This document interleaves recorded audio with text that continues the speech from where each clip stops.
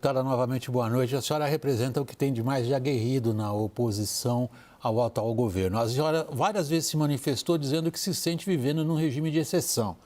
O governo atribui às forças políticas que a senhora representa a busca de um outro estado de exceção.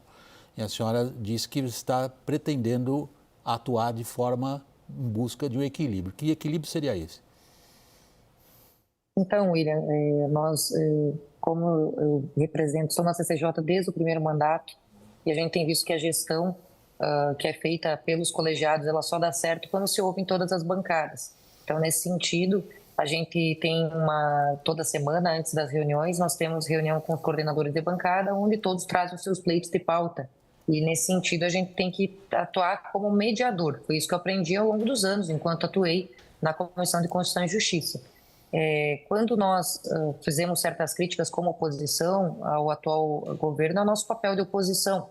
E nós devemos lembrar também que assim como eu, o deputado Nicolas, né, ele fez recorde de votos históricos em Minas Gerais, né? Então, vale lembrar que ele foi o deputado mais votado da história de Minas Gerais, com 1.500.000 votos. Eu fui a deputada mais votada da história de Santa Catarina. O que isso representa? Representa que existe grande parte da população, a maior parte da população dos nossos estados, se identifica com várias das pautas que a gente defende, a favor da vida, da liberdade de expressão, direito à propriedade, né, segurança no campo, a favor do agronegócio. E nós representamos, então, um aspecto da população, né, que se sente representada por nós. Então, nesse sentido, a gente é a oposição ao atual governo, e a gente tem que atuar também como mediador dentro de uma comissão. Então, o nosso papel vai ser justamente esse. Na medida do possível, a gente pauta as pautas que nos trouxeram até aqui, mas desde que haja um consenso de lideranças, né? Não é fácil a gente chegar já com o pé na porta da comissão. Foi isso que eu quis dizer com a minha fala de equilíbrio e ponderação. Caio Junqueira. Deputada, na condição de presidente, a senhora pretende pautar a anistia aos condenados do 8 de janeiro e a anistia ao presidente Jair Bolsonaro? Eu estou tomando pé dos projetos que estão na comissão.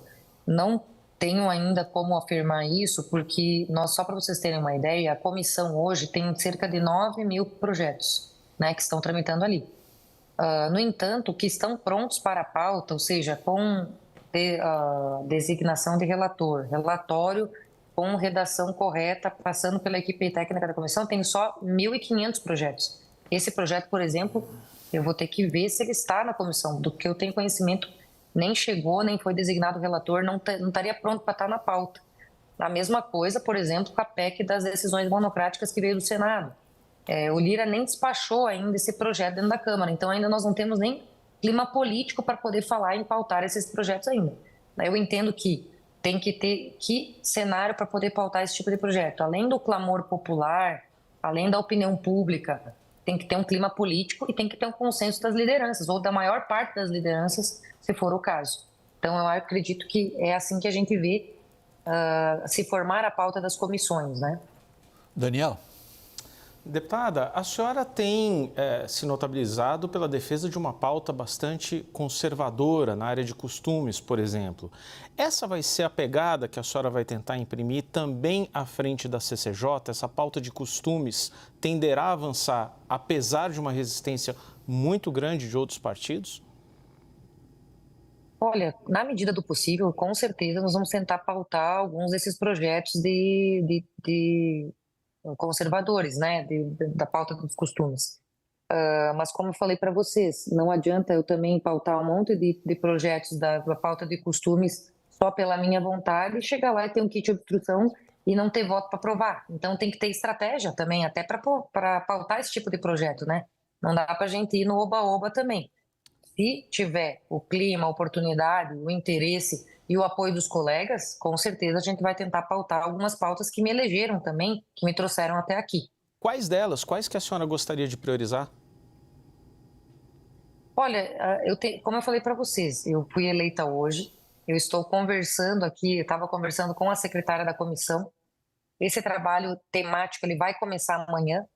Eu ainda nem sei quais desses projetos estão, por exemplo, na comissão, que poderiam estar no ponto de ser pautado. Então, eu tenho que ter bom senso antes de me pronunciar sobre algum deles, mas com certeza, na medida do possível que a gente vai se inteirando, a gente vai dando conhecimento à opinião pública, né? Até para ver se tem o clima e a oportunidade de estar pautando esses projetos, né? Thaís Herete. Deputada, a senhora votou contra a reforma tributária e esse ano é um ano importantíssimo para esse debate, porque é o ano da regulamentação da reforma e ela não só é bem recebida pela sociedade civil, pelo empresariado, pelos investidores, como ela é uma ferramenta importante para o país crescer. O que a senhora vai fazer com os projetos da reforma tributária que chegarem aí na CCJ? Olha, eu sempre fui a favor de termos uma reforma tributária que traga menos burocracia, que traga menos taxação para o cidadão. A reforma tributária desse governo foi aprovada sem ter o meu voto a favor. Com certeza, alguns projetos vão ser submetidos na Câmara. Muitos dos projetos, inclusive, que deveriam ter passado pela CCJ antes de ir para o plenário, foi pulado da CCJ, foi direto para o plenário, né? Nós temos que ver, agora vão ser feitos principalmente a parte das alíquotas e tudo mais, então nós temos que estar bem atentos ao que for a necessidade social. Se houver esse apelo, se houver esse pedido do presidente Lira e tudo mais, tem coisas que nós vamos ter que pautar, que não tem, senão o presidente Lira chama em urgência diretamente para o plenário. O caso da reforma tributária mesmo, tendo voto contra, eu vou ter que ver com as lideranças e com o próprio Lira a oportunidade e conveniência para estar pautando, né? Mas isso ainda não chegou ao meu conhecimento aqui na Câmara, como eu falei para vocês, eu mal assumi ainda, vou ter que tomar pé de quais são os projetos que estão em andamento, né? Deputada, deixa eu fazer uso de uma expressão que a senhora usou há instantes, que é do clima político. A senhora constata, com a sua experiência política até aqui no Legislativo, um clima para o avanço de pautas que freiem o Superior Tribunal Federal? O Supremo, perdoe, eu falei errado. O Supremo Tribunal. Olha, esse é um tema que tem muita polêmica, mas que ao mesmo tempo tem um grande clamor popular, né? Os eventuais aí abusos por parte do Supremo Tribunal Federal. Com certeza nós temos um clamor popular gigante com relação a isso, né? Principalmente com relação a inquéritos, temos denúncias fortes, né, de que as partes muitas vezes não têm acesso aos autos, os advogados não estão tendo acesso, né? Esse tem um clamor popular muito grande da opinião pública, né? Dentro aqui da casa, nós, deputados da oposição, falamos muito sobre isso, sobre a necessidade de que cada poder esteja dentro do seu quadrado. Eu acredito muito nisso, né? Tanto que o senador Amin esteve aqui no teu programa, né, falando sobre isso, ele foi o relator, inclusive, da PEC das decisões monocráticas, né?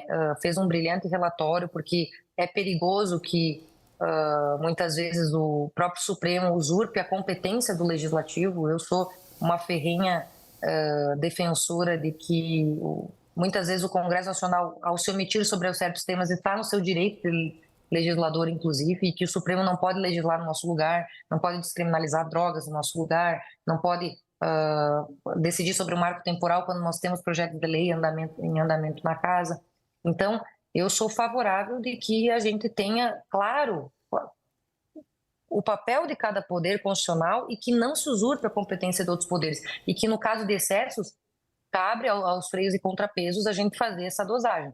De nossa parte na Câmara, nós não temos o poder de limitar, cabe ao Senado a limitação desses excessos, né? A Câmara tem o freio e contrapeso com relação à presidência da República, por exemplo, no caso do impeachment. Então, com relação a isso, eu não tenho o que me pronunciar. E com relação à PEC das decisões democráticas, como eu falei para vocês, de parte do presidente Lira não foi nem despachado. Então, não temos nem como ter uma noção de se existiria essa oportunidade de estarmos pautando.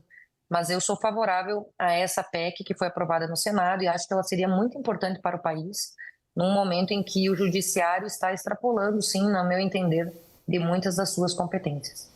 A deputada federal Caroline Toni, do PL por Santa Catarina, nosso muito obrigado aqui do WW pela sua participação. Deputada, boa noite. Muito obrigada e boa noite a todos.